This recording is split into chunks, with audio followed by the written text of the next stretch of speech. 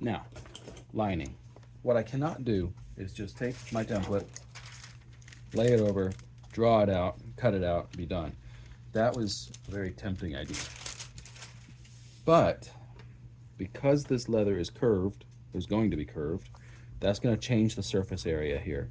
And the amount of leather that I need to cover this area is going to change. It's going to shrink. So what I need to do is bend this to the approximate form that it's going to take, which is somewhere in this region. It'll probably go a little more than that, but that's fine. Then what I'm going to do is I'm going to rubber cement just the middle to hold the lining in place, and I'll trace the edge. Let's get started. Okay. I almost never use rubber cement.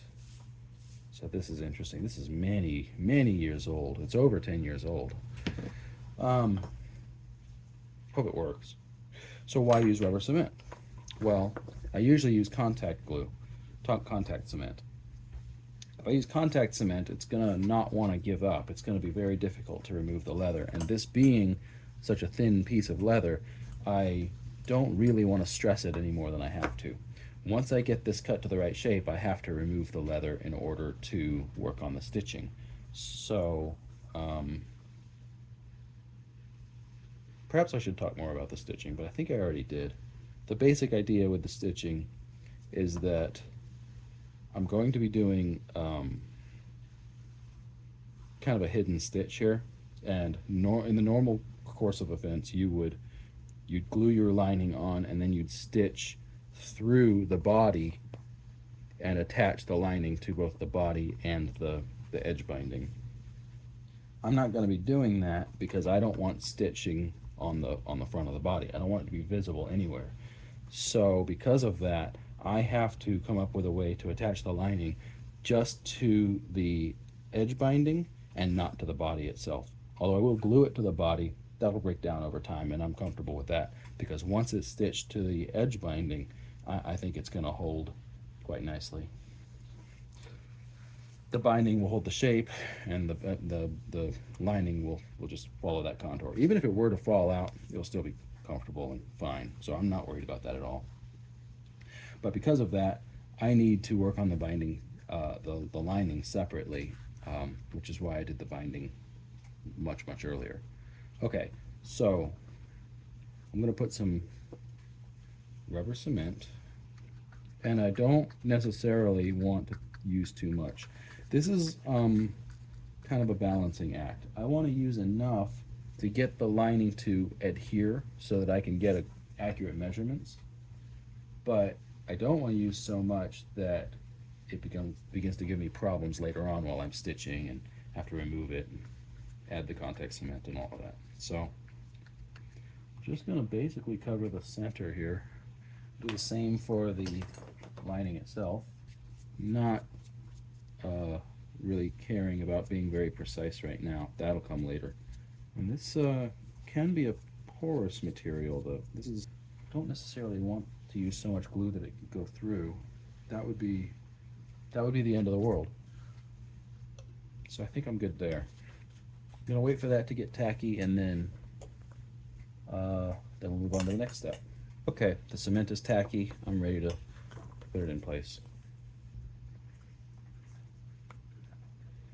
Just try to pull that in. Roll it back on itself, I think, like this. Then feed that through. Yeah, that'll do. That'll do nicely. Now I can open this up.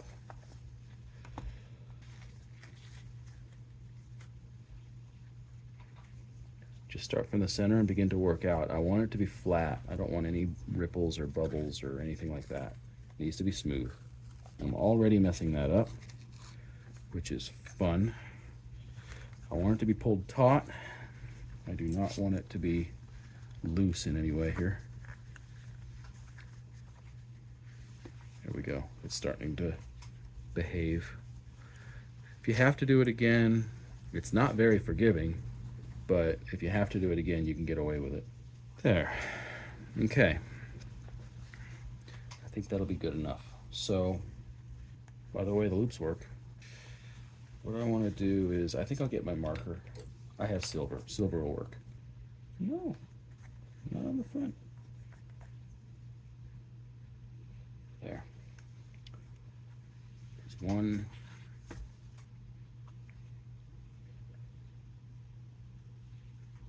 There's two. I hope that's three. It's pretty hard to tell.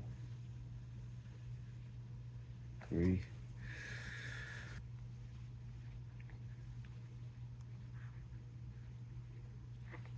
Okay.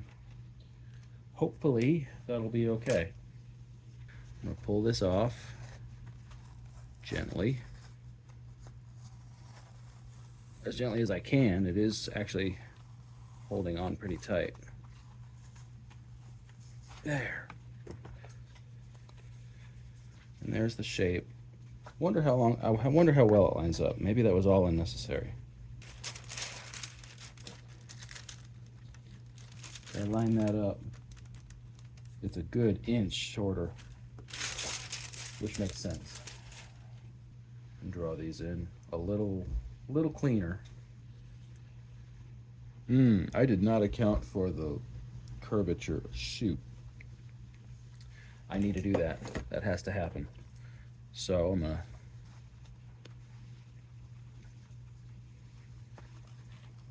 run this along here. It should come out pretty close to that. It does. So I can gently try to get this curve.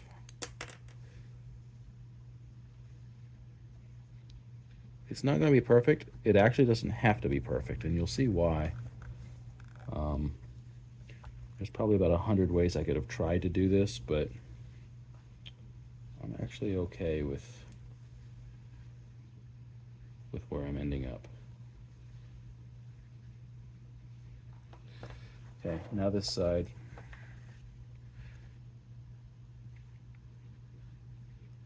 There. That's the shape that I need to cut to. I'm gonna be a cheater and skip the knife this time and just cut with scissors. Because I don't care about accuracy. Well, I should rephrase that. Of course I care about accuracy and precision here, but what I'm doing is an inherently imprecise way of lining it, and I'm okay with that.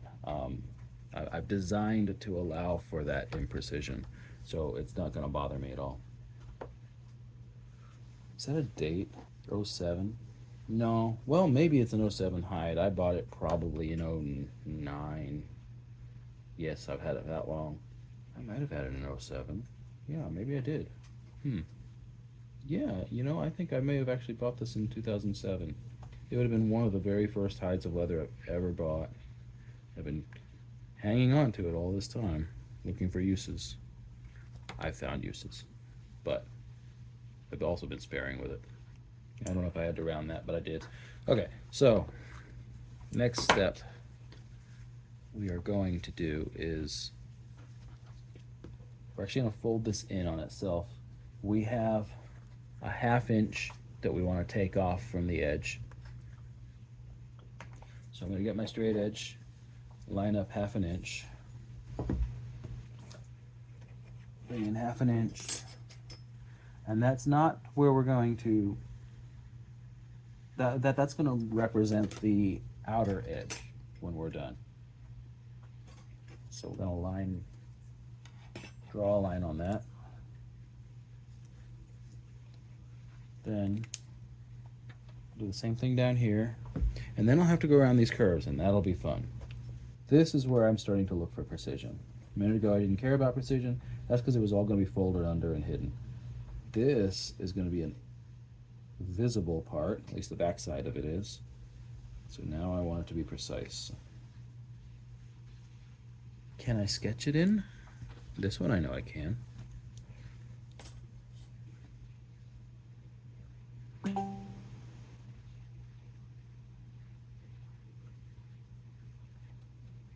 That'll do.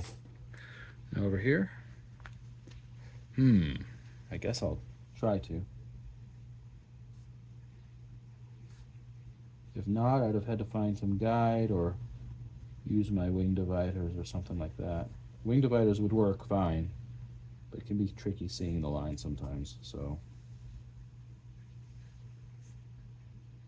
Cool. If that edge doesn't exist anymore, then I can fold this in on itself comfortably. Yeah, I'm going to take off these corners at about a 45-degree angle. And I hope I don't need to be super precise, because I'm not going to be.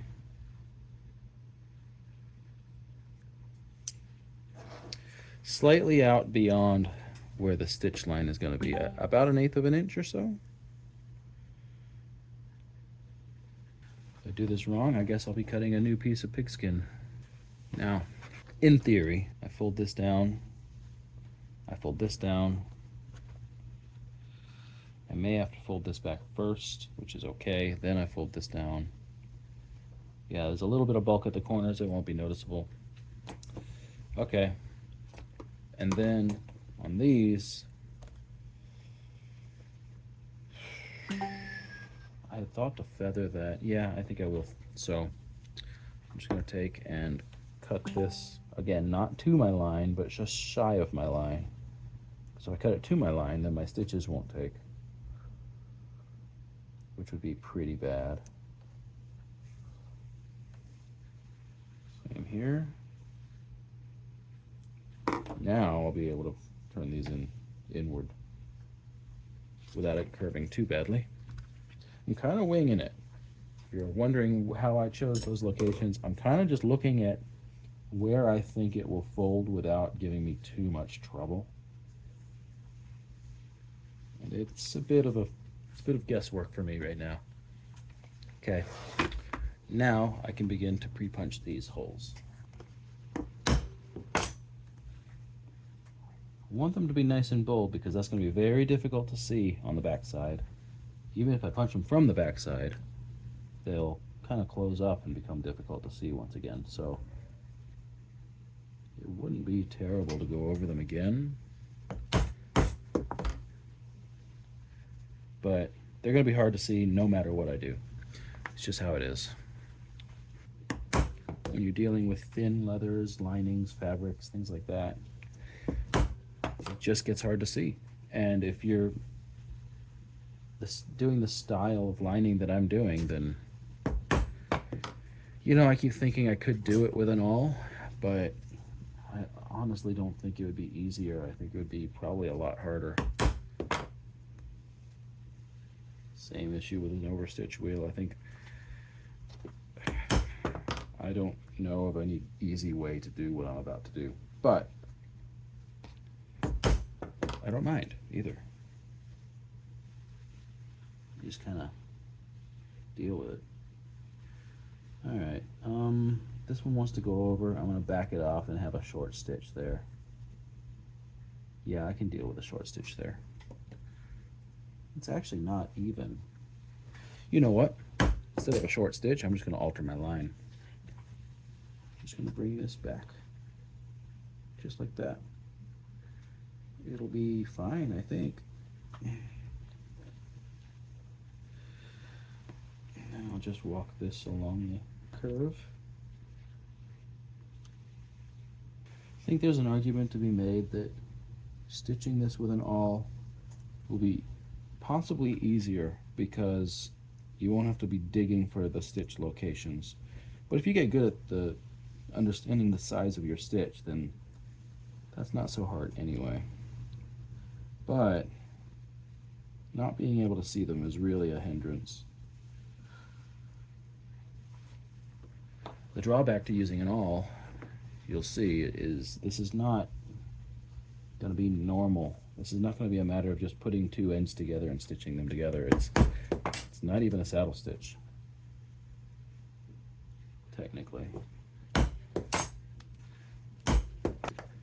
So we can discuss what the optimal way to do this is going to be, or we can just carry on and it'll be fine.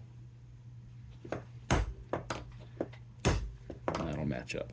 Now, got one more run right here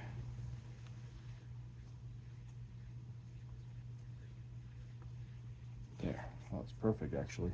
Beautiful. Now we're ready to go back to the glue. With the stitch lines in place, now I can go to the contact cement, and we're just going to glue really almost this whole thing, including the original body of the leather. What I'm going to do is I'm going to glue up all the inside here, coming up close to the binding but not on the binding, and then I'm going to glue the entirety of the back side of this lining except for the stitches. I'm going to try to stay away from those. If you glue your stitches, you end up with glue on your needles and it just gets gunky. It's horrible. But it happens and you just deal with it. Just gonna be real liberal with this. Starting in the middle and working my way out. I need maybe a bigger brush. Just get it bedded down into the fibers as best I can. If I do this right, I will not need to hold it into a curved shape anymore because the glue will do that for me while I stitch, which will be good because then the buckles, the straps won't be in the way. I just want to get the entire body, but I want to keep it away from the edge binding just because that's where I'm going to be working, and a little bit of slack there is going to be helpful, very helpful. We go into this one. I'll be a little bit more precise with this one. I'm going to start again in the middle, get all the middle done, but as I get close to those stitches, I'm going to slow down and be a lot more careful.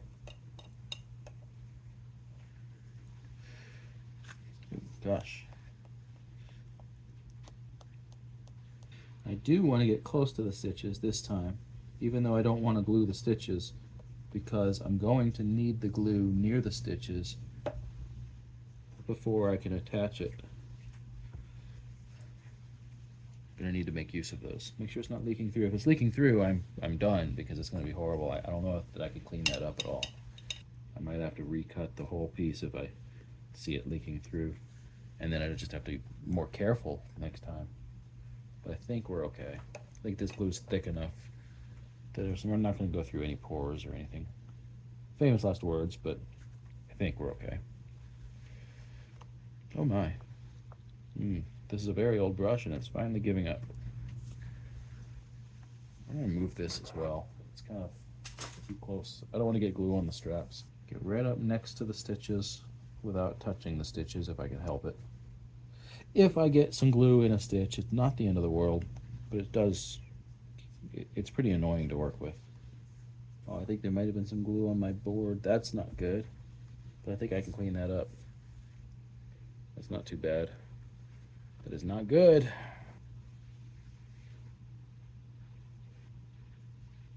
Ah, I got some glue on the stitches. It's okay. I can deal with it.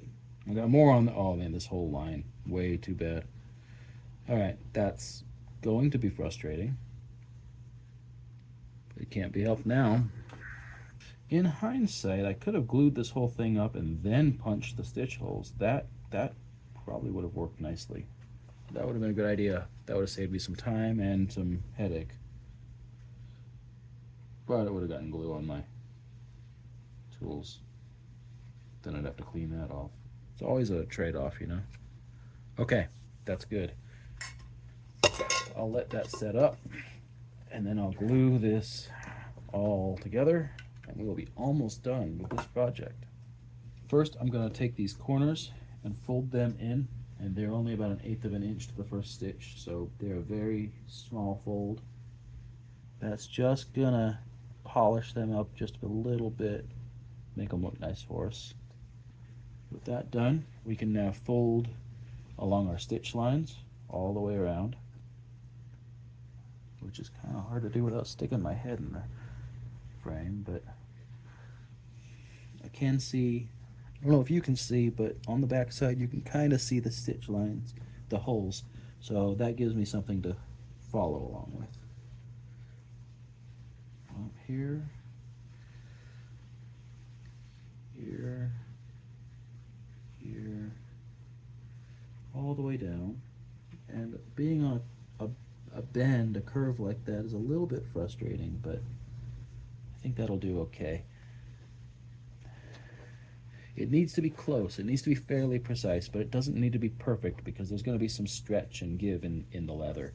I'm still just following my dotted line that I've already created.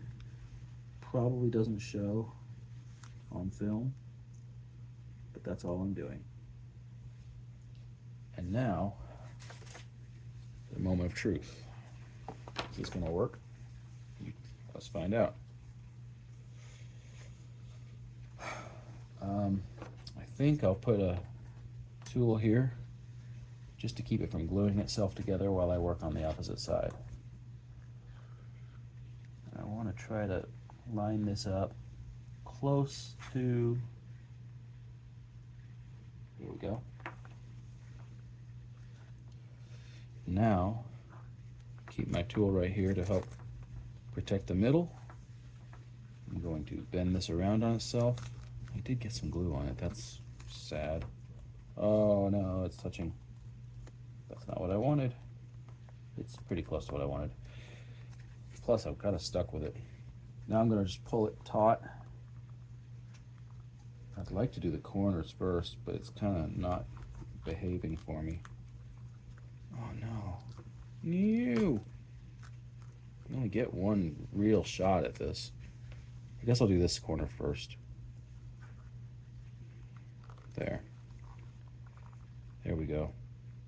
Now we're getting somewhere. And you can see that with the glue, the contact cement is so strong that it's just creating that curvature for us. I think I glued my ruler to it. That's a problem. There. I want to try to encourage this around, trying to keep it straight and flat. It's hard to do on camera too, really hard.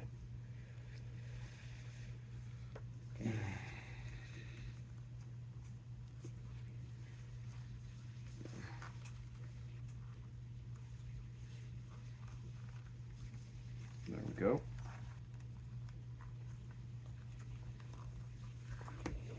I'm going to use 0.4mm polyester black thread, and the idea of this stitch that I'm going to do is that if I do it correctly, there should be no thread showing.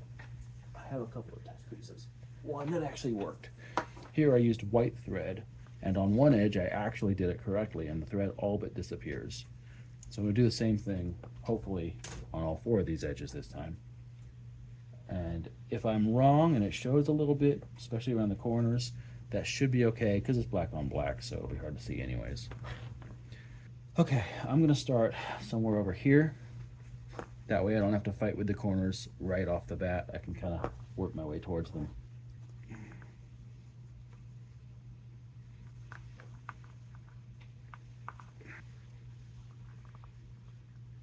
There we go.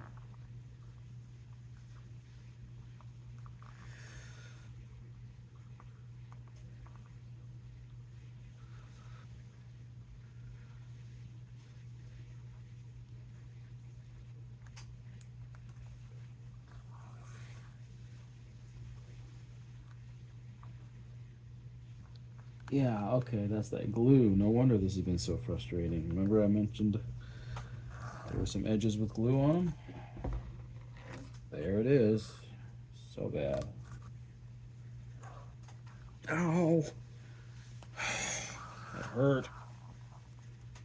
It hurts when you do that. Project's not done if you're not bleeding.